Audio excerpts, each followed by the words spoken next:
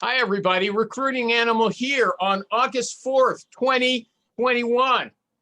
And the guest today is someone I've never met before, but I've seen her. I've read her on social media. She's a friend of a friend. And tell us your name again in case I mispronounce it, because I've never heard that name before on anybody. Go ahead. What's your name? It's Tejal Wagadia.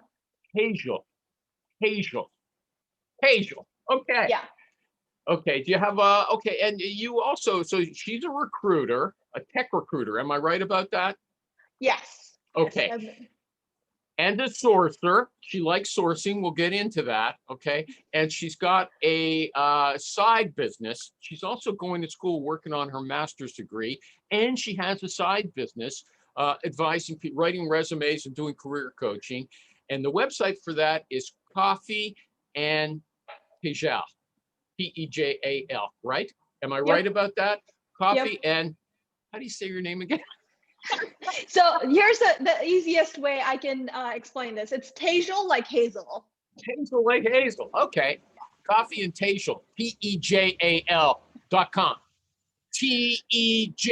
Tejal.com. Down there is Ivan Gulenko. And he always wants me to mention that he's built his own ATS called Klang, KLANG.SO. He's got something else that he wants to advertise. I'll let him do it later, okay? Later. Let's get to it. I always waste so much time on the intro, Tejal. That was a good way to remember your name.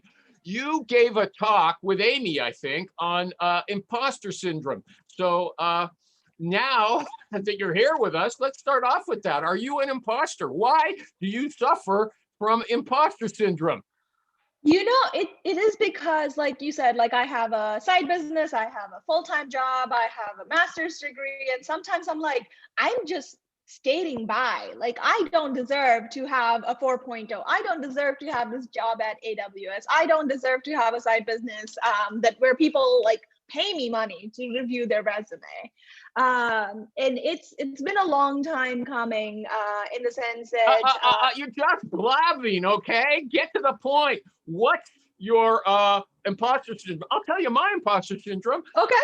I have no experience in any job really except recruiting, and I'll talk to people about their jobs. I don't know anything about it. Ivan was a programmer. Oh, there's Ernie ceiling. Okay, Ivan was a programmer. When he talks to people, he knows what he's talking about, okay? I would not have imposter syndrome in that situation. So I have imposter syndrome because I feel there's things I don't know about, but I'm talking about them as if I do. What are you talking about specifically, Tejal, that makes you feel like you're a fake? Or is this something your parents did to you long ago that haunts you still? I mean, what is it? I don't know. Maybe it's not really a practical thing for me either. Maybe mom and dad screwed me up, and that's why I'm suffering from it now. Quick answer. What is it? My family. Okay. Anybody else got imposter syndrome? Ernie, you don't have imposter syndrome? No, I don't have. If you're stupid enough to believe that I can do it, then I'm stupid enough to believe I can do it. Hold on. Ernie was an HR leader, okay, or manager in the food industry, and now he's foodindustryrecruiter.com. So he's got experience in his business. And I notice that myself and other people here, Ernie comes across as, the wise guy on this show. Oh, yeah, I'll get on the couch and talk to Ernie, okay? He's just got that manner. You got the feeling that he knows what he's up to. Okay, so Ernie doesn't have imposter syndrome. Quickie, Ivan, do you have imposter syndrome? Say no, because you're advertising all kinds of stuff. We don't want you to, you gotta pretend you're not. Okay, next question. Okay, You didn't answer. Fashion bias, Tejal. Okay, can a recruiter make a fashion statement without implying bias? And I tell you where I got that. On your Twitter, you say, why am I seeing Gen Z with mullets walking around? What the heck, y'all? You want to look like Joe Dirt? Okay, that implies that you are prejudiced against people who, have... Canadians that play hockey. Yeah, there you go. against, rural hicks, rubes, backwards types. Okay, a retro, the wrong kind of retro. What's the story? So I actually saw some people young people wearing mullets recently, and I wasn't sure where that is coming Younger than from. you? Younger than me, yes. Okay. The next generation down. Because I'm a millennial. So my personal prejudice against mullet has nothing to do with whether I'm going to recruit you or not, because at the end of the day, my philosophy is I need to make my hiring manager happy. And the way I make my hiring manager happy and make sure that I earn enough to give my cats a good life is by hiring the best people. I don't care if you have a mullet. Okay, but you care enough to criticize it in public on Twitter, okay? Michael G. Cox, welcome to the show, thesalesrecruiter.com, okay? Yo. No longer outside the United States. Oh, I was going to sing Down Mexico Way this, because I know you've been there for a long time. But if I do sing a song, I notice Facebook recognizes it right away and doesn't let me post any. No, it's the fact that you're singing is so atrocious. They cut it out. It's the joy of life. Everybody should appreciate that. Okay. Tejal, you with us? Yes. I'm here. Yeah, I'm here. Okay, thank you. Okay. How do you pronounce the name? Tejal. Just like Hazel. Hazel, but with a Tejal. Okay. Tejal. Yeah. Tejal. Okay. Don't ask her where it's from. I think that's not allowed. Okay. Where is it from? India. All right. Is it like Tejal?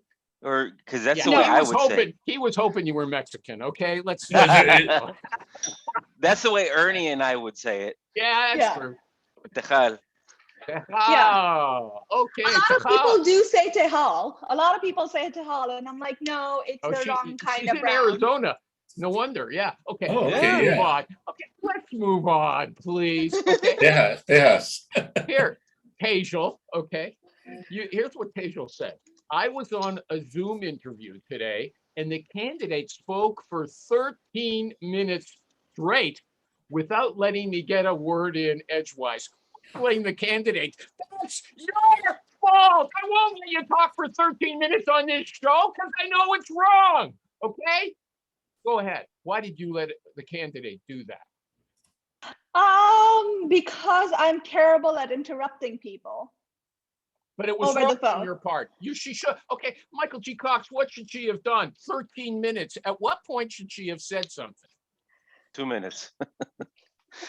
But it sounds as though she was interviewing a sales executive. That's the way they all do it. Dude, it was a salesperson. It was so funny because I tried to. I know my people.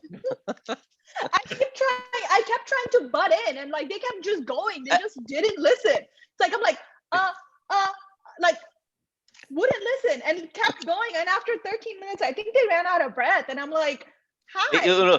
They finally took a breath. Oh, okay. Yeah. Okay. How should she have done it, Michael G. Cox? You can't give advice with telling how to execute. Yeah. So you just tell her, look, I'm going to have to cut you off. Stop. I'm going to have to cut you off. I have a set of questions that I have to get through. And if we don't get through these, it's going to count against you. I'm not going to be able to move you forward. Do you understand? You actually threaten them. You say it's going to count against you. That's a threat. No, that's not a threat. But if I don't get your answers to a question that everybody else is answering, you're going to flunk. It's not a threat. It is a promise. I promise you're going to be sorry. Okay, that's not a threat. Yeah. I'm just telling them the truth. Anybody else? Have you ever had lathering, bloviating? Yeah, I think we all have. I think what I do is I tell them, okay, stop right there. Stop right now.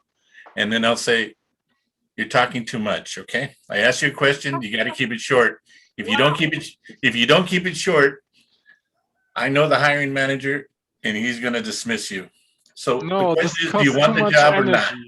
I think otherwise. This costs too much energy. I mean, you can do it if you're young and whatever, but if you're too long in recruitment, you have no energy left. So you have to do other smart things, which is let the person just talk. and try to listen. But at the same time, every one of us has like some, stuff to do, like, That doesn't some work. sourcing, No Excel way. sheet, No something. way. Just do other work Multitasking during that. is No, wrong. you do it. You do it Multitasking. No, it's a waste of 100%. time. I'm My looking phone to make a screens are placement. I'm not 15 looking to talk, minutes. listen to him Thumbs talk. down. Thumbs down on what Ivan said. Anybody else? Thumbs down. Yeah. Okay. I don't multitask, so I can't multitask, and I say Bad that for as ya. a woman. I remember Gen Y, when they first came out, they bragged about being multitaskers, and the psychologists started coming out immediately and saying, it's wrong, it's wrong, it's wrong. Now, 20 years later, everybody admits it's wrong, except Ivan Gulenko, okay? Yeah, because it's not what I said. It said you do a task which needs a complete different part of your brain. You do not do like the same thing, like talk to another person or something like that. But you can like whatever, clean the house or lost, something. Ivan, you lost. Think about it, okay? I won't make you concede in public. Okay, Paul. Okay, Paul, don't do that again. L for love. Okay, but here's the thing. This woman posted a comment some time ago on my Facebook group. She said, I know in the first 5 minutes, she says, with the first 3 questions in a phone screen, I know if the person's good or not. So I cut out her comment and I posted it and I highlighted it with the key sentence, man, and people were disputing her, and she got on and she got mad. She said, look, you're judging me on one sentence. He took it out of context, which wasn't true. Okay. Is this Amy? No. No, if it was Amy, she would be here shouting at me. Okay. Now, although I have to say, Tejal came to us through Amy. I met her through Amy. And I think she got her most recent job through that connection as well, if I'm not mistaken. But let's come back to it. What about this idea that, if you know what you're doing, in the first 5 minutes or even 3 questions? Tejal, is it true? That's when biases kick in. So you're letting your biases get to work. I don't care.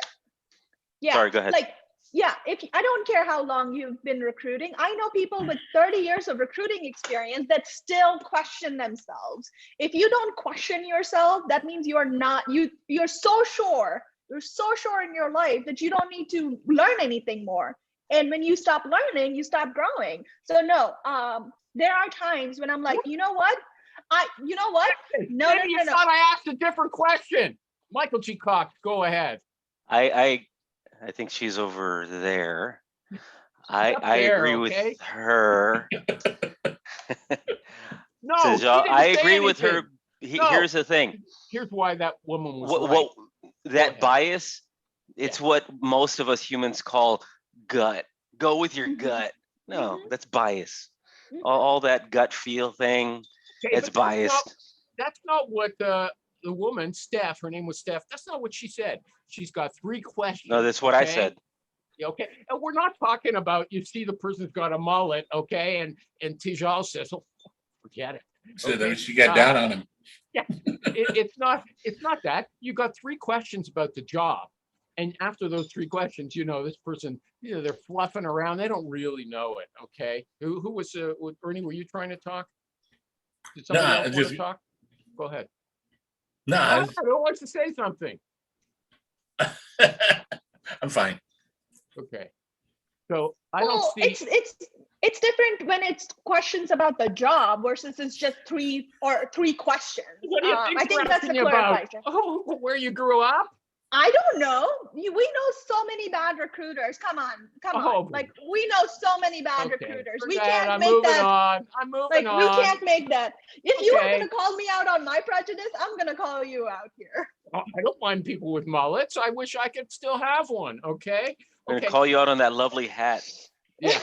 I'm proud. That's his hair. That's his hair. That is bias. That is bias. I'm Canadian. I wear this hat. Okay.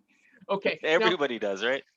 I think Tejal's friend Amy says she cries when she has to give bad news to a candidate. I don't know if Tejal cries, but anymore. She said that's the worst part of her job. Is that? Do you true? cry? I don't cry. I don't cry. I more so like have this when I'm talking to them, I feel that like rejection with them. So I'm able to empathize with them a little bit more, and that helps me build that relationship. So it's not like crying, but I'm like, I'm so sorry, like this is not the best news. Like, so I feel those feelings with them because I put myself in this situation. You've got Michael G. Cox here has told us many times he is heartless. Okay, he doesn't mind giving that at all. One of the when I used to hire, when I was in corporate recruiting, I would hire a new recruiter. The first thing that we would do is, that little piece of you that's like, ow, I don't want to give him that bad news. And she would go like, ow, it hurts me right here. I said, okay, that's the first part we need to kill. Okay.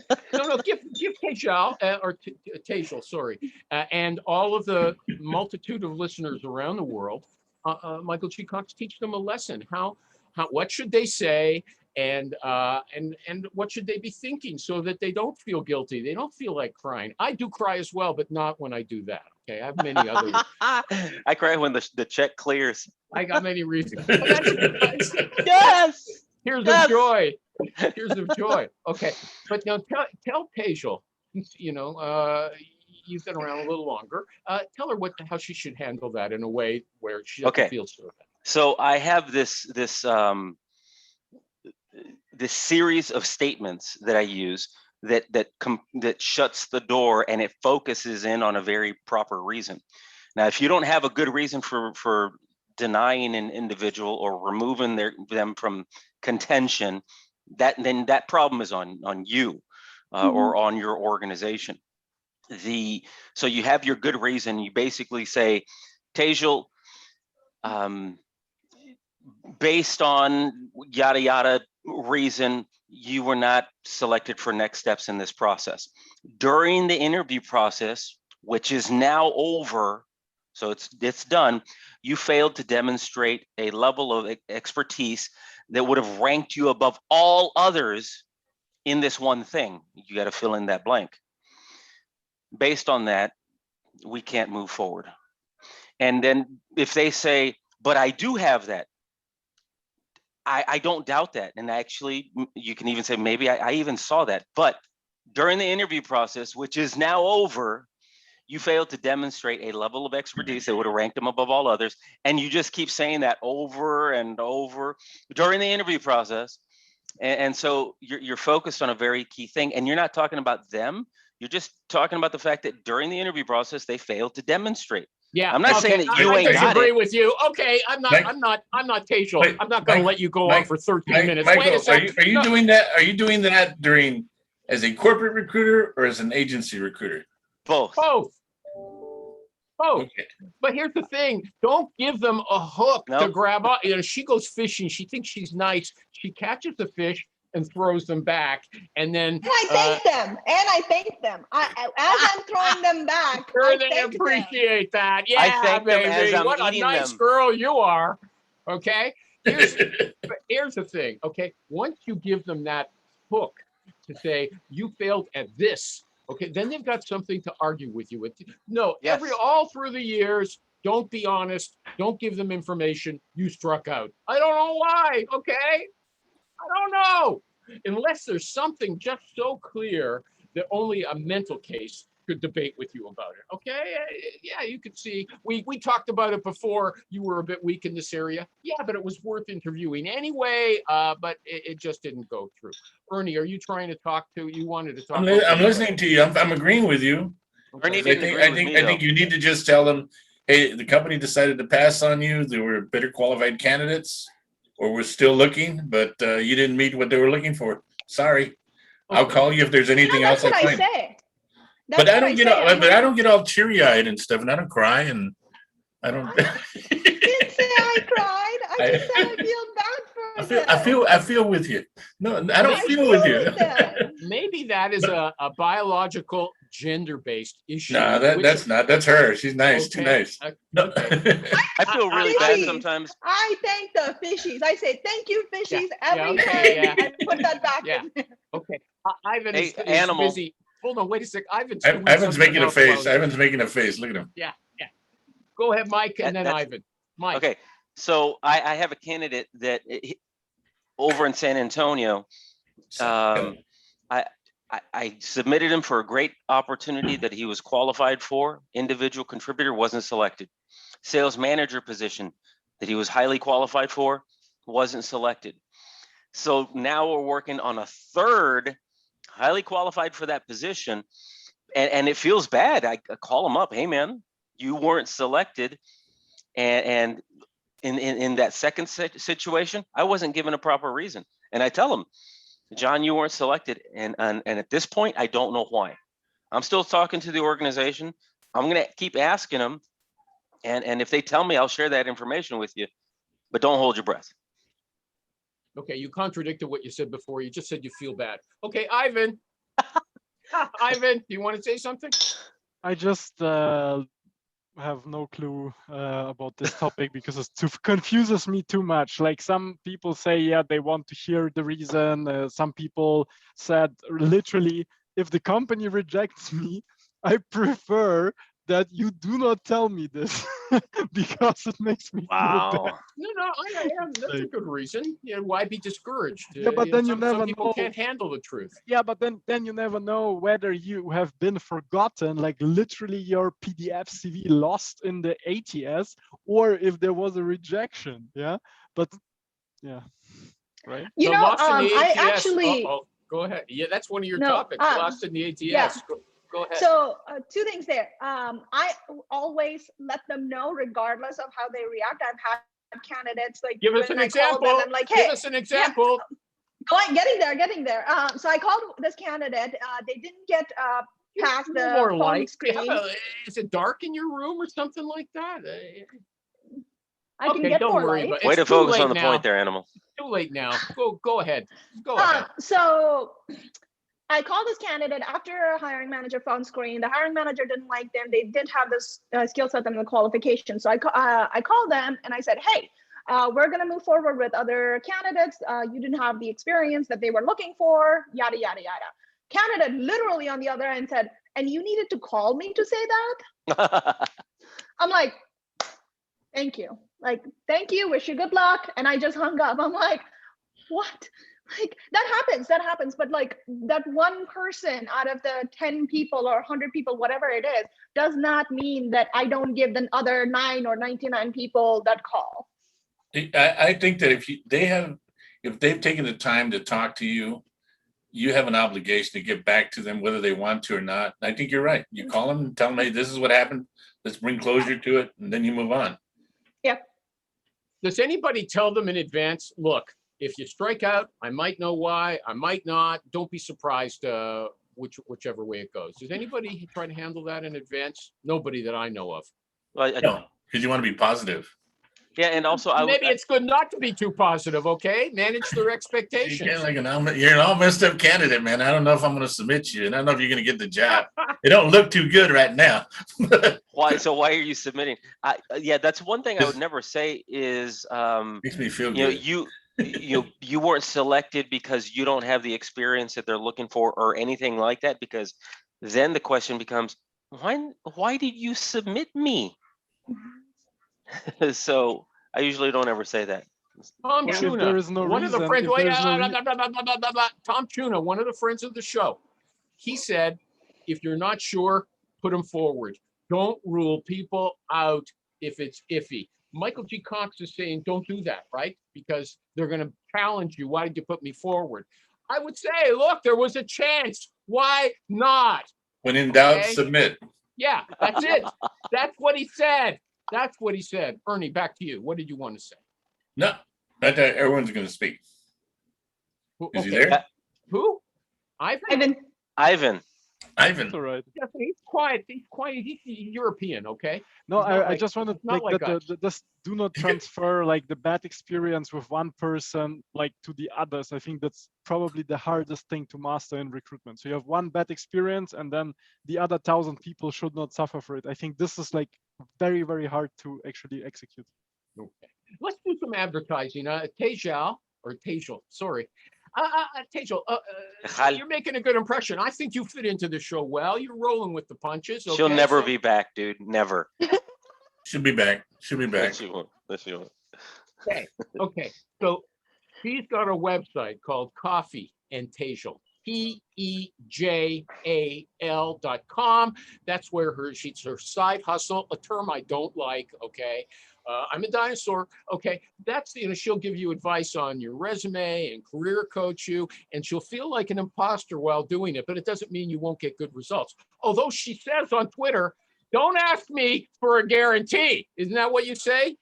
I do. I mean, any job search coach or career coach that guarantees you a result is lying to you, because there's no guarantee. I think as recruiters, we can all agree that no one thing will land you the job. So me saying, hey, let me fix your resume this way and it will guarantee you a job is not going to land you that job. It will only improve your chances. It's just improving your chances. Like what I'm doing is taking your resume, taking the job that you want to apply to. We understand. We understand. No need to go on for 20 minutes. Okay. Although she's doing exactly what I said. She's managing expectations up front, even if there's negative things to consider. I like that. Also, just in case you don't know, where does she get her info about resumes and careers?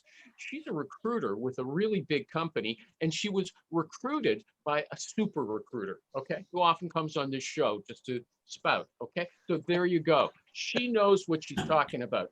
Foodindustryrecruiter.com, that's Ernie. TheSalesRecruiter.com, Michael G. Cox. And over in Switzerland is Ivan Gulenko. This time he wants to advertise klng.cc. I thought it was King. That's a good point. That's a good point. Oh, it's King. What is it? Is it King? KL. No, it's klng.cc. Something you'll never remember. Okay. It's like a short link for Clang because the A is gone. Yeah, okay. But still go there. So klng.cc, it's like a social media job sharing app. You can generate social media jobs and share with your network, and also use for sourcing, like LinkedIn connect messages and emails. You can put the link there and it will be like perfect result for you. Cling.cc. It's not bad enough he's got SO for his Clang. He's got CC for this. I mean, those things are just so hard to remember. At least Tejal has .com, like a normal person, okay? There you go. Okay, Tejal, is there something that you'd like to talk about that you've got a burning desire to declare? Yeah, ATS doesn't reject your resume. I do. Yeah, we're not job hunters here. This show's for recruiters, okay? We don't give a hoot about that stuff. But even recruiters get that confused. Yeah, there was a time when I didn't know because I hadn't had enough experience. So I didn't know that until like 3 years ago. Okay. I heard there is automated rejection. Is this a lie? Like there's automated rejection if a CV has a photo or something like that, or is this just a rumor? Okay, that could exist at some company randomly. Yeah, the possibility of it existing is yes. The probability of a lot of people using it is incorrect. The only time we know, and maybe Ernie, Michael, and Animal can correct me. The only time I know that ATS auto rejects is when you don't answer the qualifying questions. Otherwise, the recruiters. You know what I dabbled a little bit in internal recruiting, and what I learned or what I thought was a lot of times in internal recruiting, they get a lot of applicants. I mean, you get like, I don't know, maybe 70 applicants, right? Yeah. Most of the internal recruiters just look at those that get 100% passage. And what I used to do was look at the others, the 60, the 70, and I find out they had good candidates there, but they got ignored because the internal recruiters have a lot of work to do and they're looking at what's on top. I got a question about that. Wait, I got a question, and it comes from something Tejal published. I remember everything Tejal has said. Okay, first of all, my good friend. He stalked me this morning.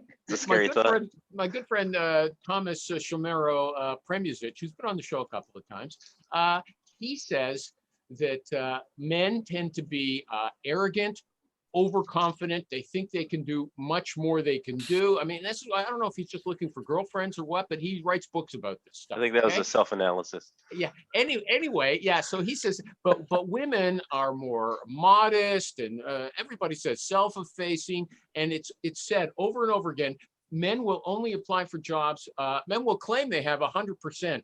So if they've got 60% of what's required, they'll apply for a job. Women won't apply unless they've got 100%. So when Ernie says the ones that are 100%, those are the arrogant men, and the further down, he's going to the more diverse candidates who are more sane. Ernie's all about the women, baby. Than the testosterone-driven candidates who are boasting. Now, Tejal says she warns people, don't apply for a job unless you've got 70% to start off with. Am I right about that, Tejal? Go ahead. Yes, I do. Don't apply to a job that you're in most companies that you're not qualified for at least 70% of the thing, the duties and the skills. Do you subscribe to that gender division? Is it just men who apply with 60%? I've not done enough. I'm in grad school and I am all about academic research. I've not seen a single academic research that backs that theory up, so I can't tell you. Okay, great, that's honest. Okay. Okay. You said here's what she says. That's what I like about her. Although I have stopped being nice to people who Travis? What? Travis is here.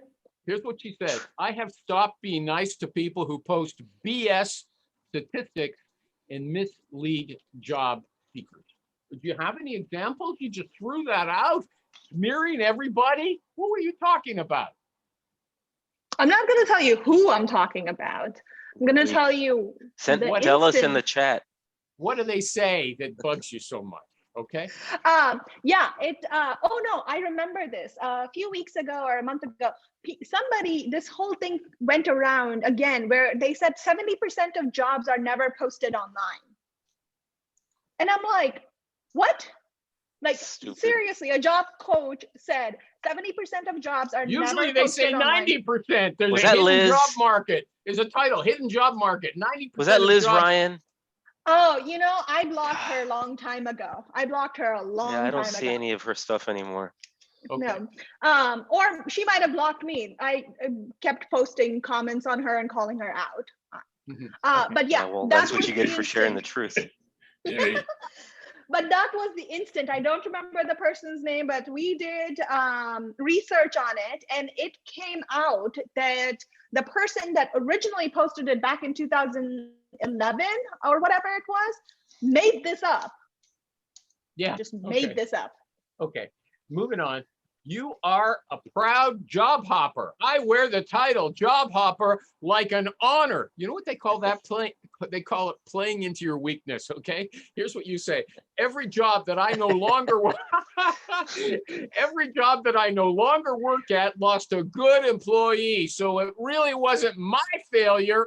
It was theirs. Okay. Nice. Are those jobs where they let you go, or what's the story there? You're so passionate about it. Okay. I mean, So yeah, I've only ever been let go from 2 jobs, and that was layoffs. I've never been fired in my life. why are you so angry? I don't get it. What's going on?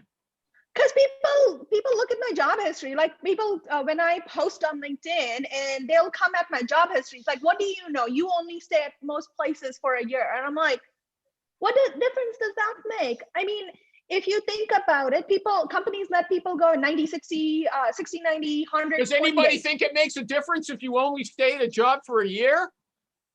Anybody? I do. Anybody? Unless it's a contract. Anybody? I'm looking at her background to try to figure out. Okay, not her in particular. She wasn't, okay. But the thing is, let me ask a follow-up question. When you're writing a resume and someone's had 2 or 3 jobs where they got laid off, it was no fault of their own, do you put that into the resume? You should. Yeah. Okay. Absolutely. Yeah, absolutely. I put my entire they know you're not history. a job hopper. They know you. If they've got a brain, which not everybody does, they'll read your resume and they'll know you're not a job hopper.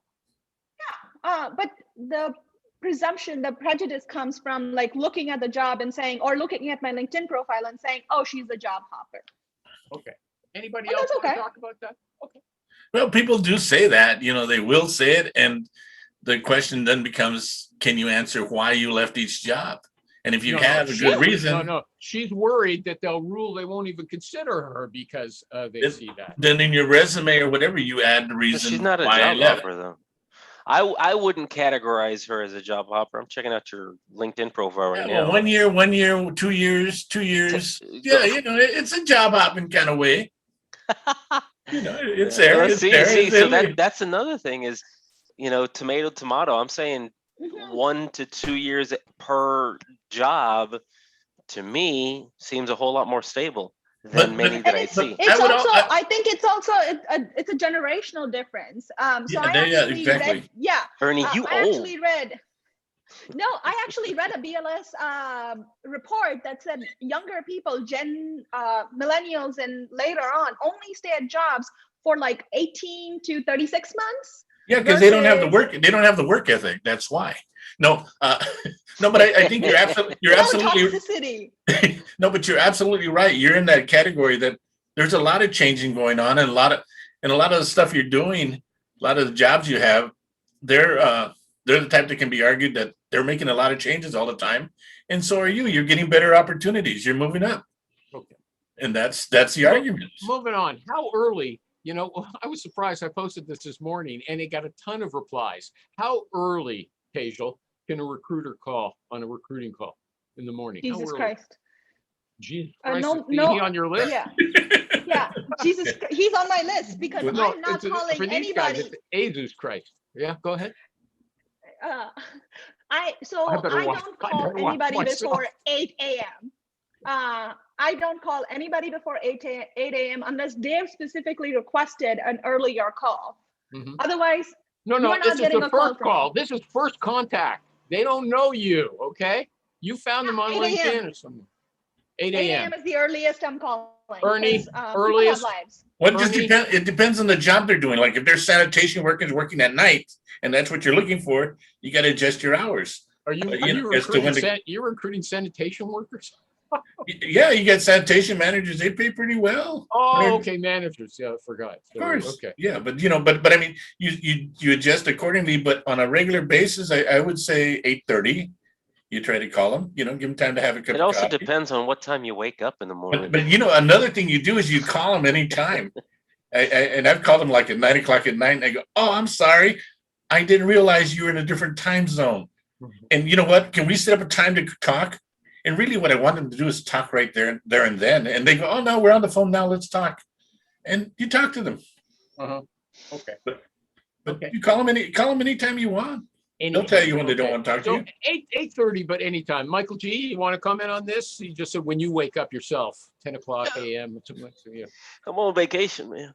So you're a perennial vacation. Ivan, do you have a rule about earliest to call? I would have said 8 as well. 8 o'clock? Okay. Okay, that's reasonable. Okay, everybody really wanted to get in on that. Okay, you know what? Jerry said something. I'm glad he didn't see that I posted it, but he said this. Jerry's famous. He used to be like a regular on this Yeah, show. bring back Jerry. Okay, he's not interested. He's building a house. Okay, and he said, look, all the styles, you know, people are always talking about what you should put in your communications and your recruiting emails and messages. None of that matters. It's all just timing. If you happen to contact the person at the right time, they're going to respond. If not, it's not the right time, you could be Shakespeare and they're not going to reply. Okay. What's your take on that, Tejal? I think it depends. Yes, I agree to the overarching statement of like wrong timing, right message can deter people, but the right timing, wrong message can also deter people. Example. So I know somebody that was looking a few months ago. I'm not telling you their name. No. I'm okay. obnoxious. Sometimes I sound obnoxious to myself. Okay, I was just acknowledging that. Go What a ahead. coincidence. No. Go ahead. So Don't let me a friend of interrupt mine was looking for a job, passively, confidentially, of course. And a recruiter reached out to them and said, "Hey, I've got this position that was 3 levels below. and was paying well, but 3 levels below what they were currently doing. And the person said, no, that's not what I'm looking for. And they had updated their LinkedIn profile, they had updated their resume, everything said what they're looking for. So right timing, wrong message. They said no. That was not wrong message. That was not messaging. You're bringing it. You're a scholar. You're supposed to be able to analyze what I'm saying. Okay, they're calling the person on the wrong job. She's not a psychic. She's not a psychic. 3 levels below. Okay, the issue here is, you see, this person's a good person, good, qualified. The job should be of interest to that person. But Go ahead. how many times do you hear somebody say, "Well, I don't care about the job title. You can call me whatever, as long as you pay me." Just don't call me late for dinner. Yeah. Okay. Okay. Does anybody here think, now I'm a person, like, we can get into it. I'm a person who always say, what's your subject line in your emails? What do you put in the body of the emails? I want to know exactly so I can copy them. But in all these years, I've seen all kinds of stuff, and it's usually pretty amounts to just a plain, hey, I found your resume. You always say, oh, don't say you saw them on LinkedIn. Why not? I saw your resume on LinkedIn. You've got this kind of focus. I'm working on a position in this kind of focus. Can we have a chat? Okay. That's what it all comes down to. Anybody want to disagree with me? Anybody believe that different kinds of compositions, marketing emails or, have a better effect? There's a whole industry for marketing emails. Anybody, no? Okay. Everybody agrees with me on this. And with Jerry. Okay, there you go. Right. So, Tejal, honestly, so if it's a cold email to a candidate, the thing is, usually I'm calling, texting, or sending a message on LinkedIn, not in mail, but a direct message. And if those aren't working, then maybe I'll follow up with an email. And typically the subject line is usually going to be title, comp, and city. Yeah. I'm giving it to them right there. If that's not of interest to them, them not responding probably saves some time. I usually text them. Excuse me. I'll email them. I'll call them first. I'll email them, and then I'll send a text that said, "Hey, I just sent you an email and a text. Thanks. Look it up, Ernie." There you go. Nice. So Animal, here's an example about myself.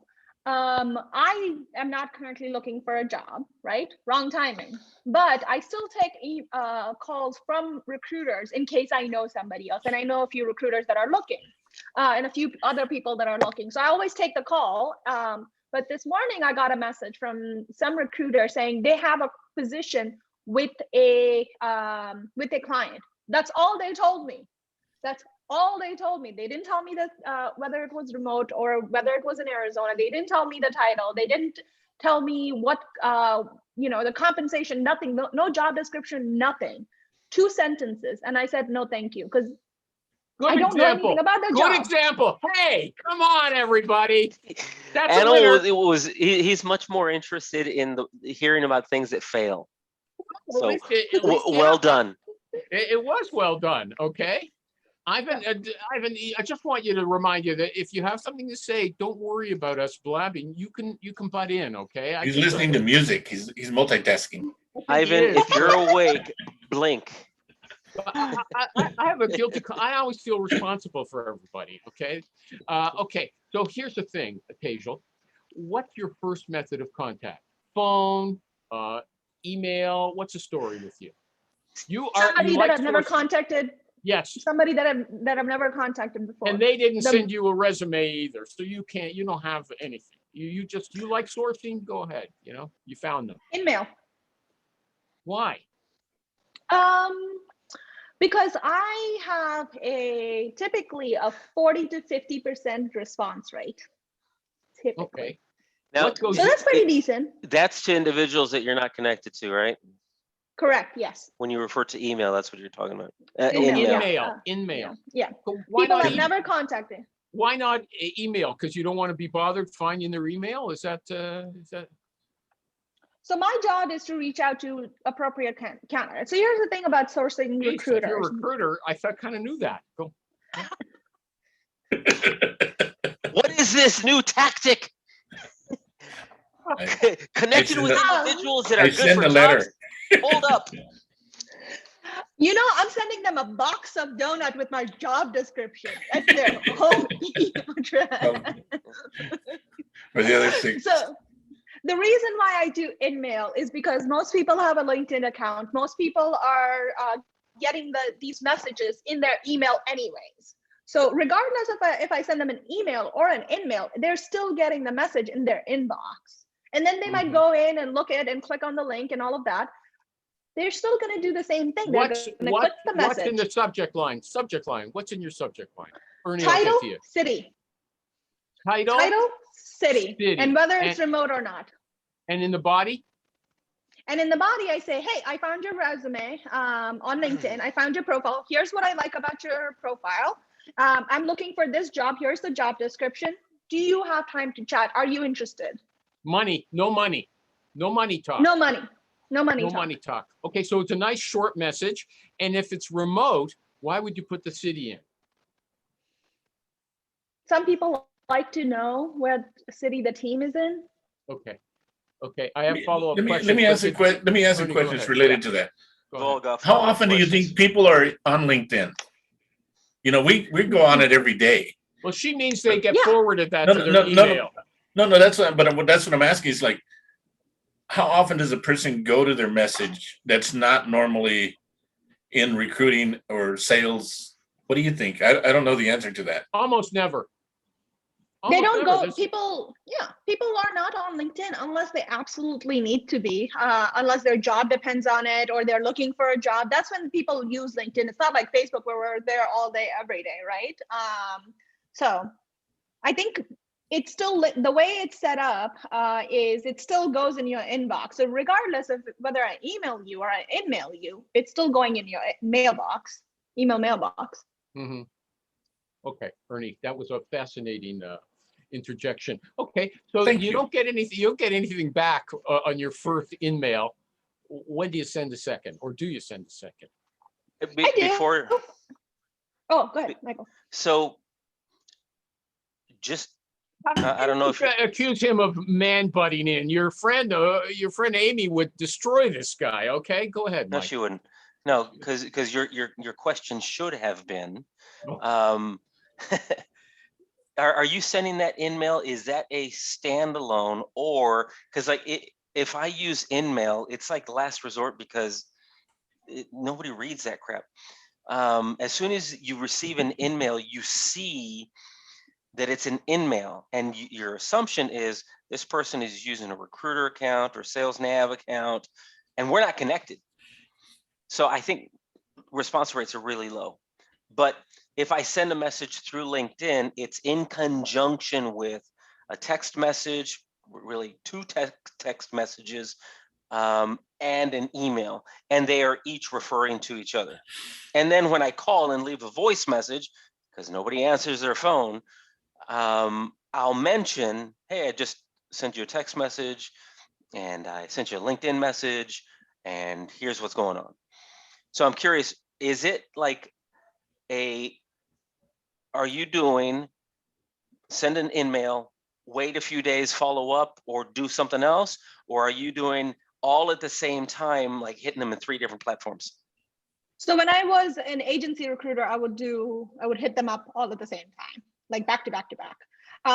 As a internal recruiter, I have found better luck sending them an InMail, waiting a few days, following up again, and then using the other avenues, the text message, the emails, all of that.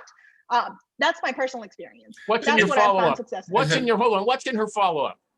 What's in the follow-up? In my follow-up, I was just saying, hey, I sent you a message a few days ago. Just wanted to check in if you're How many interested. times? I know. How many times do you follow up?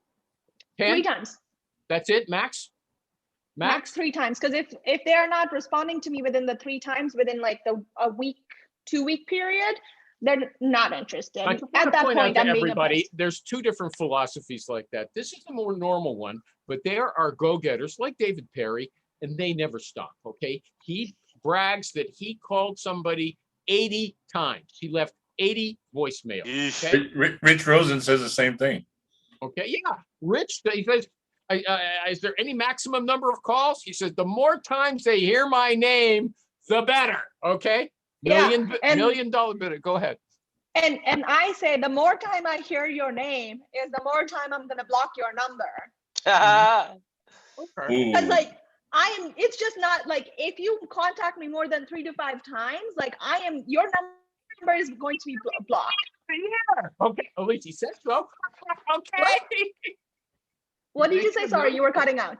He's making $1 million a year. Okay. So the sound is too loud. Okay. $1 million a year, just so you know. Okay. That's what he tells us. Okay. Ernie wanted to say something. Yeah, T, I have a question for you. When you are receiving applicants and you're comparing your LinkedIn with those that have answered your posting wherever you do the posting, where do you find more success? I've never found much success with just waiting for applicants. Okay. Like in my experience. Hold up, you're in corporate now, right? I know. That's what you're supposed to And do. No. Do you work Got it for a all big wrong, company? dude. Oh, She's yes. at Amazon. I do. Oh, I've heard of that. Yeah. Yeah. I hope so. Yeah, no, I've never I've been in corporate 4 out of the 6 jobs that I've had, and I've never She found makes 100 placements luck. in 1 year. She gets to go into space. Okay, that's the bonus. Yeah, I wasn't told about that. Hold it. Well, you won an award for placing 100 people in 1 year. Am I right about that? At Robert Half, at Robert Half, I did. 100 people in 1 year. And Of those 100 people, how many were from the postings? As opposed to you going out and cold calling them? I would say less than 10% were from the postings. She's a super recruiter. Okay. Damn. Then we have to ask, why did you go into corporate if you're I'm so a hustler, successful? baby. Hey, I that'll stop the show from going on Facebook. Okay. I'll have to try to edit it to take you out. Okay. So hold on. Okay. Let me see. Okay. We got that done. Okay. We're almost out of time. Okay. You said, okay, this is the question. I don't know. I would like an exciting question for the final. Okay. Let me just see. You tweeted. He stalked me this morning. I kept getting messages from Animal on my Twitter account. What did I tweet? Okay, besides your fish story. Go ahead. What did I It's a say? scary thing to see him interacting with your feed. Okay, what did it? Come on. Well, Here, look at this. Look at this. Animal. Look at this. You're He's the doing guest his on research. my show. You should be happy that I at least researched. I'm not thankful that the complaining. recruiting I am animal not still isn't complaining. following my account. Okay. T, why do you not like working at Amazon? Hey, let's not. She's got a new job. Okay. No, I was gonna say you wanted an exciting question. That was an Okay, exciting yeah, question. it's a little too exciting. Okay, I usually never say where people are working, but it's late in the show. Not many people, if they ever watch, they're not going to get this far into it. Okay. Our apologies to the one person that's still Yeah. listening. Here's what she said. She said, one thing I have seen candidates do wrong during a salary negotiation is going on and on and on. Stop talking. Seriously. Say, here's what I'm targeting based on my skills and experience and market. What does that mean? But before she answers, does anybody else have that issue that there's a negotiation and the candidates talk too much? Anybody? I like when they write it on a piece of paper and shove it across the table and put it under a hat. Okay. Tejal, what are you talking about?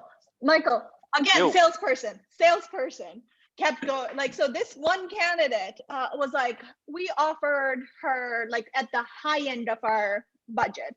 And she came back and said, you know, I'm really looking for this. This is what I'm getting from the other company. This is what I've done, blah, blah, blah, blah, blah, blah. I'm like, I don't care. Like, none of that matters. Just tell me what you are targeting and tell me where I need to come back with a counter offer. That's all I need to know. You made it sound like it happens every day. Nobody else has had that experience. Okay? Anybody? Michael, salespeople? Michael G. Cox is telling us it's the end of the show. Let's leave that one for another time. Let's do our ads again. Klang, KLANG.SO. Ivan made that ATS himself with his team. I don't know if he's got a royal we, but he talks about we, okay? And he's a programmer and he's a headhunter for developers in Switzerland, okay? Klang.so. And a music Michael G. Cox, super sales recruiter, the salesrecruiter.com. The vacationing recruiter. Forever now, okay? And Ernie, food industry recruiter. I have a nickname that I'm thinking of, but I won't say it. It's very flattering, but earn more. Earn more. And our guest, our new friend, I gotta say, we've had a few women on recently. Before the show had problems attracting women. I don't know. Dude, like Earn More. Is that available? Dang. That's good. That's my name, Ernie Moreno. Earn more. Earn More. Yeah. The Earn More recruiter. Okay, and coffee and Tejal. COF. If you can't spell coffee, I'm going to tell you. And TEJAL.com. Any parting words, Tejal? No, I love this. This was awesome. See you next week. Unlike any other show. Yeah, unlike any other show I've ever been on. She won't really be back. Okay. I will be back. Hey, everybody. Thanks for coming.